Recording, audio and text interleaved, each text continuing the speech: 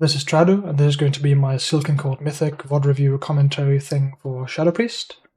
First of all, as usual, I'll go through the talents and gear, then some cooldowns and strategy stuff, and then go through the actual VOD itself. So, let's get started with the talents. On the class side, there isn't really much to say. No need for Phantasm, no need for Shackle or Master Spell. For the Vampiric Embrace or Leech choice node, you can go either, as usual. Vampiric Embrace does gain some value on the damage amp, however nobody's taking damage during most of those, so it's somewhat pointless of a gain. So it's mostly a case of, does your raid leader want you to press Vampiric Embrace somewhere? If yes, just pick it. For the rest, you just pick your general defensive stuff. On the hero and spec side, most people, I think everybody except for me on public logs, played Archon. I played Voidweaver, as you can see, and I think Voidweaver is generally going to be the best. So the reasons why people play Archon is that at the very end of the fight, it is going to deal better with the damage amp there, it's going to benefit more, because the CDs for Archon last longer. You have like easily 40 seconds of CD coverage as Archon, whereas Voidweaver does all of its damage in a 10-ish second window. The other reason why people play Archon is because at the time they were progressing, that was the best spec, and even now they are very comparable. The reason why I think Voidweaver is better is that it deals with the movement better on this boss. You have Void Torrent, both while moving and gaining a bit of movement speed during it, and then you also get Depth of Shadows for some Mindbender procs, which turn a Deathspeaker proc, which then procs Mindbender into 2 GCDs of movement, because you get to Deathspeaker proc, and then also regular death afterwards. I also played just a general Shadow Crash Mindbender build, because the boss does have some AoE, and getting the Mindbender is nice. You do get full uptime on your dots on the 2 bosses, just from unfurling itself, so Crash is mostly luxury movement and some Twist of Fate uptime from the Scarabs. If you were playing Archon, you would play something very similar to this, just with Void Eruption, obviously. And then on the gear side, you play Spymaster's Web and Gale of Shadows, or a Sack Brood, or Changeling, or something like that as your passive trinket. And then, if for some reason you're still using the Crit Meta Gem, please just switch to the Speed one. It's better, generally, but especially on this fight. I played the full 5 colors, including a Stamina Gem, but even just playing 4 colors for the 8% movement speed is going to be really valuable, because this fight has an insane amount of movement. So, that's it for the loadout. Let's look at some cooldowns. The cooldowns here, I've set them up as if I'm playing Voidweaver, and then the Void Eruption is just standing in for Power Infusion, which I don't see anywhere on the page, so I just use something else. If you were playing Archon, it would be the exact same. It's just, as Voidweaver, it would be Dark Ascension Power Infusion, whereas as Archon, it's Halo and Void Eruption. And then Mindbender in both cases goes along with the 1-minute CD, so Dark Ascension or Halo. You have very restricted CD usage on this fight, because you have the damage amp phases, which you want CDs for, and then outside of that you don't really get to use them very much. So the first ones you hold until the charge damage amp, and then after that you again have it ready, just your 1-minute stuff for the second charge. Then there's no reason to use it in the intermission, because it's not long enough that you get it back again for the next damage amp, and you probably stop DPS in the intermission anyway. For this damage amp, this is where my guild bloodlusted. Most guilds don't. Most guilds bloodlust all the way at the very end for the double damage amp, but we decided that this way we would have everybody alive, everybody has CDs, we have full-ish Spymaster stacks, and then hopefully it just kind of dies during this combo instead of us having to play the full thing. That didn't actually happen on our kill, but that was the plan. So you use everything with this damage amp, regardless of where you bloodlust. You use your Spymasters to reset it, you use your PI and 1-minute stuff, and then you blast. The next one you send on cooldown, that way you get it again during this damage amp, which is nice. Then at the start of the third phase, you have to send your big CDs fairly soon. You can basically get dots on both targets, and then you have to send your CDs, because they need to be sent by 6:10, 6:15-ish, just to make sure you have them ready for this overlap here. This is especially important, I think, as Archon, because you need it to halo a bit ahead of time each time. But in both cases, I think it's important that you actually get them off in time. Then you have a 1-minute set here in between, which won't really benefit that much from damage amps or anything. Like, there will be one, but it's not the best overlap. And then the final set here with your second potion and your Spy Masters, and maybe Bloodlust if you don't use the strat my guild used. You just send that and pump. For Void Torrent, this is mostly a Void Weaver thing. Archon doesn't really care that much, but you want to send it as soon as you can with a Devouring Plague on pull, which means you cast Shadow Crash before the pull, 2 Vampiric Touches, 2 Mind Blasts, and then either full channel a Mind Flay or press a Power Shield, something like that. Press your procs if you get any. That way you get 45 Insanity, can Devouring Plague, Void Torrent to dodge the Frontal Cone. Then the next one, you hold a tiny little bit to get it into the damage amp. Then you get to send one on cooldown, which you have to strictly send on cooldown. Then you get one with a damage amp again, which will be delayed if you didn't send this one immediately when you had the chance. Then you get one at the start of the intermission, one at the end of the intermission as the boss is respawning in the middle, basically. Then with your CDs here, you just send it with the first ones on cooldown, with the second ones then on cooldown again. And then you have the start of phase 3, where again you Void Torrent with your CDs, then you hold this one a bit. Same idea as the first set here, you want to hold it until the charge damage amp.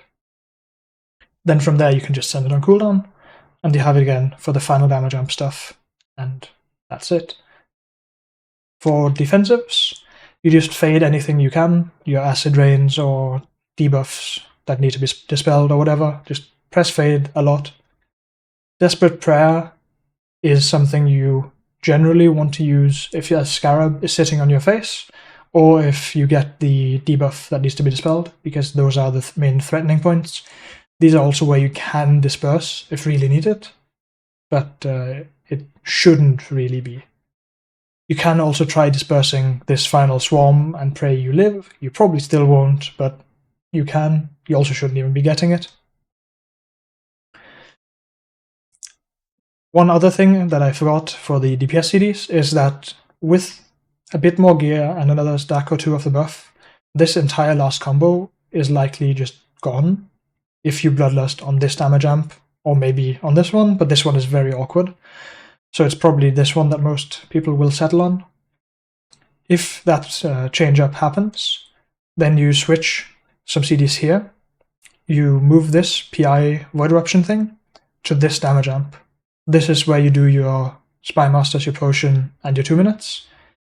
And at the start of the phase, you only send 1 minute, because this set would just not exist anymore. But that depends how quickly you'll kill the boss and how much you trust a clean kill. As you'll see, you don't necessarily get to have a clean kill. So, before the pull, one important thing, or actually 2. One is Mind Soothe the bosses, so you can actually stand in position beforehand. The other is, if you Shadow Crash on this line here, this white thing, it will hit both bosses. So that's where you want to send your pre-pull Shadow Crash. I'm assigned to do webs. We do them slightly differently than, for example, the Dratnos video. We have pairs of red people doing webs over here at the wall, while the people in the middle just don't use their webs for anything. They blow up the web bomb and move on with their lives, soak some orbs. But yeah, let's get into it. You'll see Shadow Crash, Vampiric Touch on each of the bosses, 2 Mind Blasts, and then I full channel a Flay, which could also be replaced by a Death proc or a Blast proc or whatever, a Power Shield. Void Torrent to move during this frontal to get into position. If you get any procs here, that's great. If you don't, you can just send an unbuffed Shadow at Death. Now with our strat, we double stack the red orbs. You'll see here the web bomb dropped on me. My melee is already here in range of me, so I can just immediately pop that one. So we are webbed. Then the acid rain comes, we stay in the same spot, drop the ball exactly on top of the other one. That way the blue team can just soak one spot and then be done, each of them. Then we start moving into position for the web to stop the charge. You can see I use Unfurling Darkness for it, and then I use some slightly bad movement GCDs. Here you can see I set up, like at 3 seconds, I press Mindbender, Dark Ascension, and then it'll be Devouring Plague, then this Death proc. The reason for the Death proc is I actually started a little late here. It should have been a GCD earlier. But the reason for the Death proc is to make sure that the Void Torrent starts on the boss once he is actually on this side of the room. Because if you just send the Void Torrent immediately, the Rift might spawn over here while he's still charging, and that's not good. You'll also notice my dots on the skinny boss are still up because I refreshed them fairly shortly before the damage amp. That's important because you don't want to cast Vampiric Touch during the damage amp.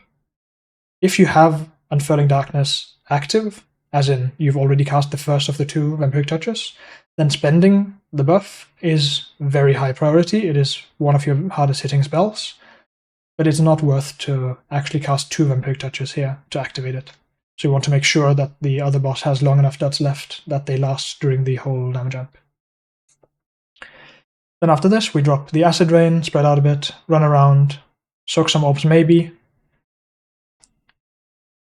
and then it's time to run over to the other boss. Now, on the kill, we got what is, for me at least, the unfortunate spawn. The boss can either jump up here or over here. This is much further away. It also is far enough away that I'm not in Psychic Link range. Like you can see, it's kind of transparent, the health bar. That's because I'm more than 46 yards away, so it's not getting Psychic Link. If the boss ports over here instead, that's easily in range of Psychic Link, so that's really nice. In either case, you can be fairly greedy with your movement as Voidweaver. That's because you have a Void Torrent that will cover the last bit of your movement. If you're going over here, you can just stay here and then Void Torrent all the way over and be fine. Going over here, you do want to move a bit and then use the Void Torrent to do the last bit of the run. You can see here, red team runs on the outside because we need to end up, like I need to end up over here. That's where we're doing the next Acid Rain and Web Bomb. And here's the Void Torrent, press some instant spells. On this one, the Acid Rain comes first, and then the Web Bomb. Makes no practical difference. You still double stack them. Some Mage's Beta Cone over here. Sometimes it's a bit close and can be a bit sketchy, but this time it was fine. Then we rotate over with the web. This charge happens a little bit faster than the previous one, so there's less time to get into position. But you still want to get into position, and ideally at around 3 seconds you start setting up your stuff, your Mindbender, Dark Ascension and so on. You can see I delayed a Void Torrent in between, so my Void Torrent is very late here. So I have to send something in between, which should probably have been a Mindflay Insanity instead of a Mind Blast, but it's not a huge difference. You can also see again the boss jumped away a bit, but I'm easily in Psychic Link range, so that's really nice. Now we go into the intermission. Here we have the blue team on this side, red team over here, and then we have 2 wizard teams. Me and a mage are going to be playing over here, a warlock and the other mage are over here. And that's just to keep a few people outside to make it less of a clusterfuck in the middle, and also to let us cast a bit more, which isn't relevant because we stopped DPS, but it's a nice thought at least. And you can see that's a bit too early. Early again. You can see here, the mage is running past. I run all the way on the edge just to give enough room for everybody, no danger at all, because DPS here doesn't matter. This time it does mean I'm a bit late, so I ping my orb so my mage knows where to go. Generally, we just like position in front of each other and then rotate clockwise to pick up the balls. This phase not being a DPS race at all, in fact stopping DPS, means that you don't really get value out of the Devour Matter from Voidweaver, but you do get to just play defensive. You can heal yourself, you can cast a Halo like I will in a bit, There we go. Like, you just need to not die, basically. Now these guys need to soak their orbs, and now after that we can break the shield. The other boss is going to spawn. I shadow crash it and go immediately into a void torrent, which I can then use to move over here, back to my clump. Then a frontal happens on the blue team over here somewhere, not my problem. And the next mechanic is the web vortex. For this one, we've assigned sides and colors. So we have red left, red right, blue left, blue right. If your group gets gripped first, you go to your side. So in my case, I would go right, because I'm red right. And in this case, that is what's going to happen. If you get gripped second, you just zoom straight through. And that's the same for all the vortexes in this phase, and one of the ones in phase 3. You can see now the next thing coming up here is this frontal from the skinny boss, which gets baited on red people. That goes over here. We're meant to dodge this to the left, I think, but it doesn't really matter as long as you stay away from the blues. And you can see we've started dispelling already. It's the blue people first, and then the red people, and in this case I don't have to get dispelled because I don't have a debuff. Once this hits 4 stacks, you want to start setting up, because healers are really bad at milking bosses for the damage amp. Ideally you want to wait as long as possible with the final dispel. On the first one, it doesn't matter as much. On the second one, it's very nice if it gets fully milked, just to make sure 1 minute CDs are actually back again. Now the damage amp is over, and we both get a frontal. First red team, and then on the other side blue team is going to get one. Both teams dodge to the left, and then the skinny boss teleports. Now the boss teleporting means that red team needs to move first to make sure we're in position for this web vortex that's coming up very soon.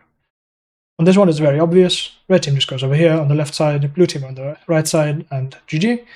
Sometimes it can spawn in other places. I think there's 3 spots, 2 or 3 spots, but that's just something you have to adapt to. We got gripped through second, so we ran through the middle instead of left-right, which means we need to manually break our webs afterwards as well. Now, the next thing coming out here is another frontal on red team. Here the ideal dodge would be here into the middle. I move out to the edge. There's no real reason to, but it also doesn't matter because I don't have a debuff. I don't need to be in the middle. Again, you saw they started dispelling on the boss on the outside already, and now we're continuing. On this one, it would be really nice, again, if you manage to milk it a lot. We don't. It gets stopped at 2.9 left. I delay my CDs by another GCD for no reason at all, which is my own fault. And then after this set of CDs, we go into the intermission, which is very buggy. We again position on our sides. Red team ends up on skull, and the blue team on green. This just depends where the boss is teleported, where you had to move previously, and you just have to adapt a little bit. In this phase, at the moment, the spikes are unbelievably buggy. So the circle spawns, then at some point in the future, the spikes come up, and maybe if you're lucky, that's actually when the spike damage happens. Sometimes the damage happens even after that. And the spikes coming up isn't always immediately after the brown circle disappears. It's very misleading. So you just have to play really safe. If you need to move away from the boss, just do it. It doesn't really matter. Like here we get stuck for ages just waiting. You have a long time to soak the orbs. It's not a risk at all. Now here you can see we have a bunch of people dead. So the phase is going to last really long. And you can also see I'm starting to set up on the first boss. I do start my CDs before getting dots on the skinny boss, which is bad. I should have just held until I was out here and had set up. I do have the time to do that. First thing we do in this phase is we bait another frontal from the skinny boss on the red team. Then we move over here to the wall, because then after that it's a web vortex again. Red team on the wall, blue team in the middle somewhere. And then on this one, red team needs to keep the webs.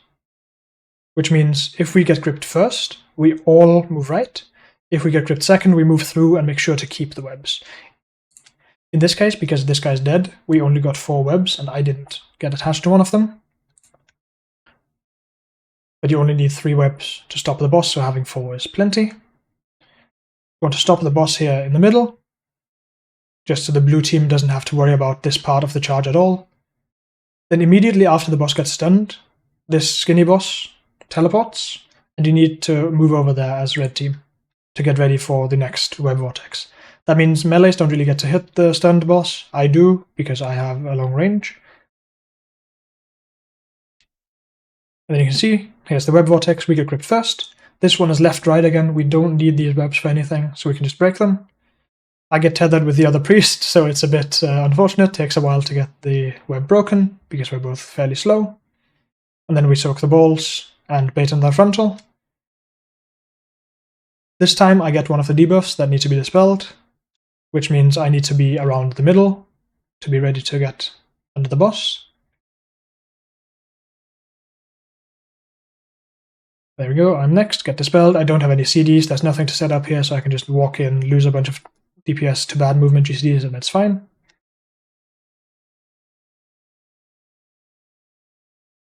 Now, next up, this skinny boss is going to teleport away. Once that happens, we do the same thing as previously, where red team zooms over. Again, pretty easy, we're on the right side, blue on the other side. Then we bait a frontal and whoosh the wall, just like the previous time. And then we get the web vortex. And here we get gripped through and need to keep. You can see the blue team all stacked up with their orbs. That's because we're going to have our healing priest just soak all of them and die and heal the rest of the fight as an angel. This means that even best case, we only have 4 webs as red team, which best case is still 1 spare. However, we are down a guy, so we actually only have 3 webs, because you can see the healing priest is going to walk over and soak the orbs. So we only have these 3 real webs. This one you want to done roughly in the middle again, because this is where the skinny boss is going to teleport to. Blue team already did 1 dispel out here, then we do the second in here. I again have one of the debuffs, and I'm positioned somewhat poorly, a bit too close to blue. But the reason why I'm on this side of the boss is because the other guy with the dispel, the warrior Xug, he's going to walk in from this side and walk out again to the same side. So me being on the other side means it's basically impossible for his debuff to bounce to me. So he gets dispelled, I walk in, I get dispelled, and now I make a big mistake. I walk out towards the blue people. There's no reason for that. I could have just moved over here. Anywhere over here, just completely safe, no problem. But I move over here, press all my CDs, see that there's a bunch of blue people around me, and walk into the guy behind me, and die. So that's not something you want to do. You want to make sure not to blow up the other color. Very important mechanic, and one I fucked up at the very end. Now, because we have so many people dead, because our Holy Paladin did the same trick as me basically, also assassinating a guy, we do get all the way into the enrage, and the boss starts hitting the tank a bit. This is where the tank wants to press defensives and get externals and so on, but the boss doesn't hit that hard, so you can live it for quite a while. And then this is the real enrage, the swarm at the end, which is going to kill the entire raid, pretty much, outside of people who are in immunities. Luckily, we kill it before it kills us, and that's it. I think I covered everything that I wanted to say for this boss. Hopefully in the next few weeks I'll get a video for the Queen as well, because that's the final boss, and then after that I'll hopefully be able to fill in the missing videos in between for Rashanan and Brute Twister and Nexus Princess, but we'll see when that happens, probably on farm at some point. Thank you for watching. As usual, I'll put the CD plan in the description and the logs, and yeah, thank you for watching.